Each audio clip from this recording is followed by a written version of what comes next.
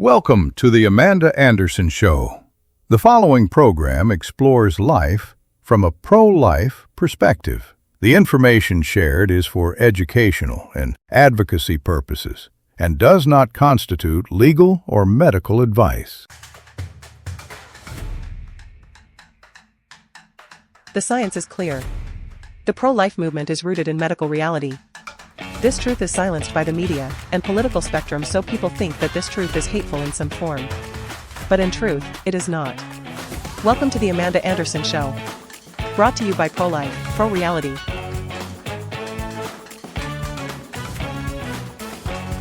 Welcome back to the Amanda Anderson Show. I am your host, Amanda Anderson, and I am joined by my co-host, Cassidy Martin. Good to be here, Amanda. Today is National Student Athlete Day. A day that honors the dedication of student athletes. And it also takes our focus to the need of parents to affirm their children in the truth of biological reality. This is not hate-driven. The same way not affirming someone with anorexia, for example, is not hate-driven.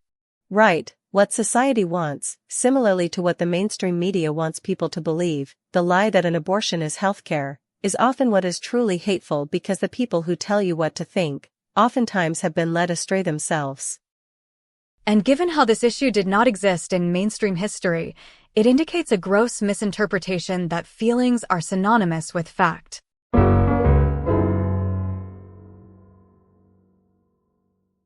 Students in sports who are excelling at their craft and developing their talents, whether it's a runner crossing the finish line or a swimmer working hard to better their technique. The teenagers and young adults who undertake these obstacles not only inspire others, but they also get to experience being lifted up by their teammates and never being alone in their struggle.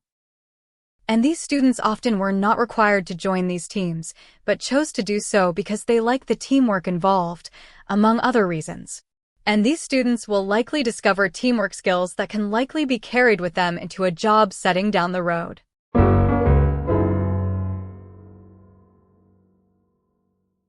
Today, we are seeing a major assault on biological reality in not only sports but also many other areas as well. The truth rooted in science that males and females are different is just one example that these next generations are being led astray. And now people are calling the truth a form of hate, because they would never want to let science be the guide for medical issues, just because that, with it, this would blow holes right in their own argument, and they couldn't bear to go back on their claims that they tried so hard on, even though it was not backed up by reality at all.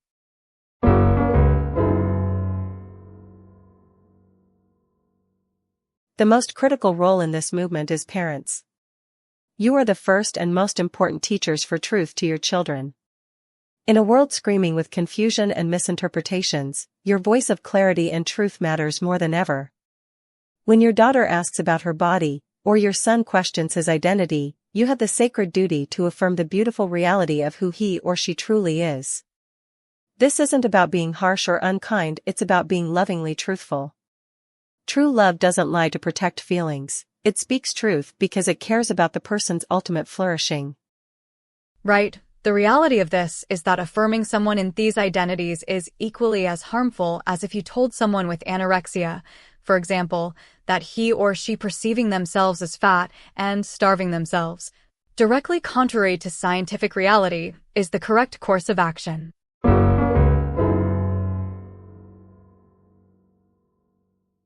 The reality of this situation is that it really should be categorized as a form of BID or body integrity identity disorder.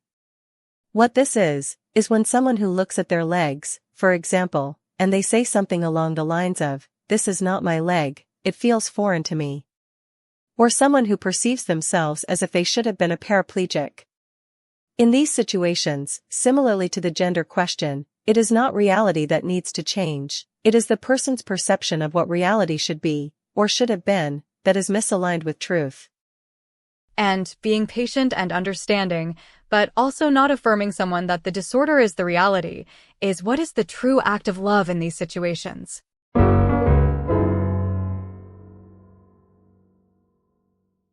So how can parents stand firm? First, celebrate your children's biological reality as good and purposeful. Teach them that their bodies aren't mistakes to be corrected but gifts to be stewarded. Second, speak up in your schools and communities.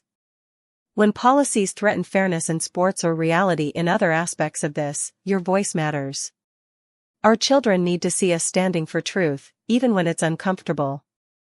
Third, surround your family with like-minded communities. Find schools and friends who share your commitment to truth. Your children need to know they're not alone in believing what's real and right.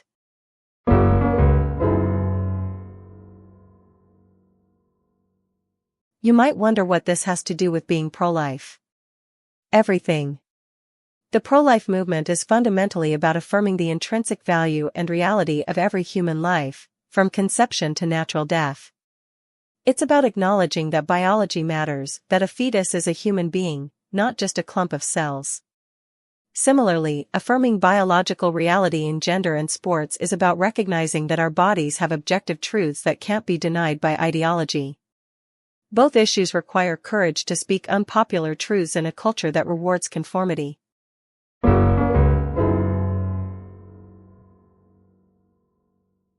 When we start labeling scientific truth as hate speech, we're not just disagreeing, we're dismantling the very foundation of rational discourse. Let's be crystal clear about what's happening here. The biological reality that human life begins at conception isn't some controversial political opinion. It's a scientific fact that's been established for decades through embryology, genetics, and basic biology. Yet we see a growing trend where simply stating these facts found in any standard medical textbook, is met with accusations of hate. Think about how dangerous this is.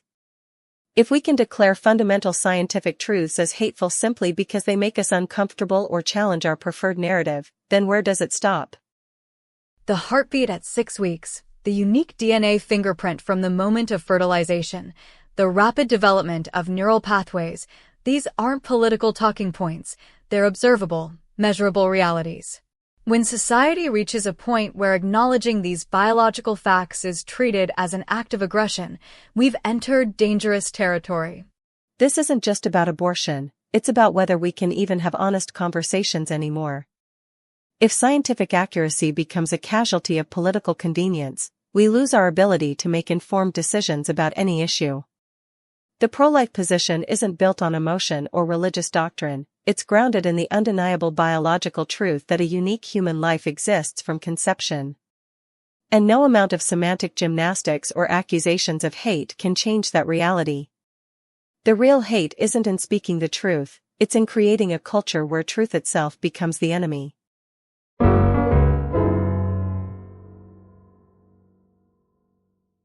We need to have a serious conversation about the difference between what's popular and what's real. There's a dangerous game being played today where a world norm, something repeated often enough in media, politics, and culture, is being presented as if it's genuine reality itself. But let's be clear, widespread acceptance doesn't equal truth. The current cultural narrative on abortion insists that it's merely healthcare, that it's about bodily autonomy, and that what's being removed is just a clump of cells or potential life. This is the dominant script, the one that gets you applause on talk shows and validation on social media.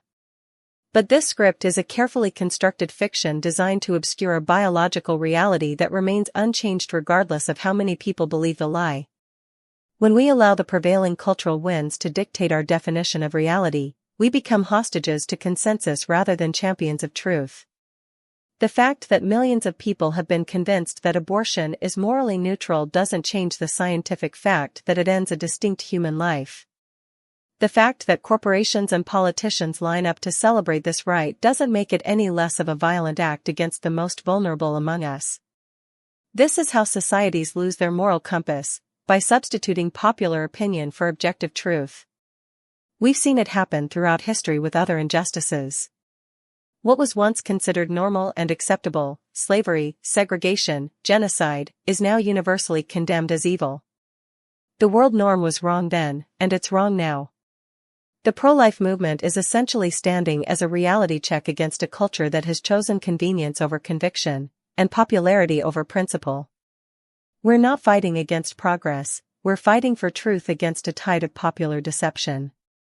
And history has shown us that when you stand on the side of objective reality, no matter how unpopular it makes you, you're ultimately on the right side of justice.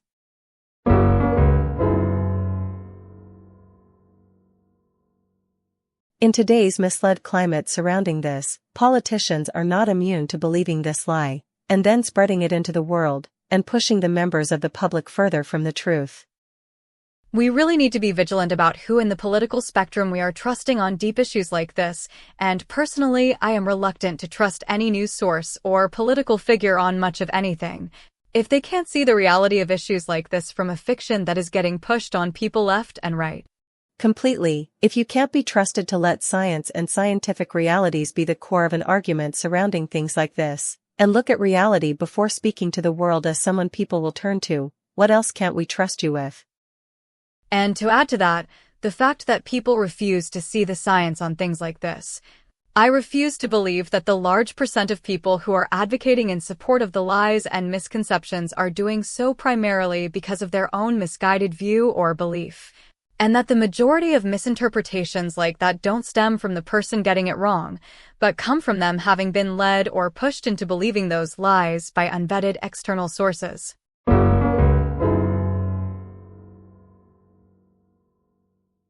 Thank you for getting to the studio today, Cassidy. Thanks, Amanda, and thank you all for joining us on The Amanda Anderson Show. As always, you can tune in on Amazon Music, iHeartRadio, Spotify, YouTube, and Rumble. And follow us on Truth Social, X, Facebook, and Instagram at Amanda Anderson PL, or, depending on the social platform, at Amanda Anderson PL and Amanda Anderson Show on Facebook. For more information, go to our website at plnonprofit.wixsite.com/Amanda Anderson Show. Have a great day. This podcast is for educational and commentary purposes only. We utilize clips from news outlets and public figures under the fair use doctrine to foster public discourse on matters of legitimate public concern. This program is not authorized by any candidate or political committee. The use of third-party media is transformative and does not imply an endorsement or a commercial partnership. Views expressed are solely those of the hosts and do not constitute legal or medical advice. While we strive for scientific and factual accuracy, we recognize that the application of this information to public policy is a matter of intense political debate. Content is presented for educational purposes and should not be construed as medical or legal advice. Listeners are encouraged to consult primary sources and professional experts to form their own conclusions.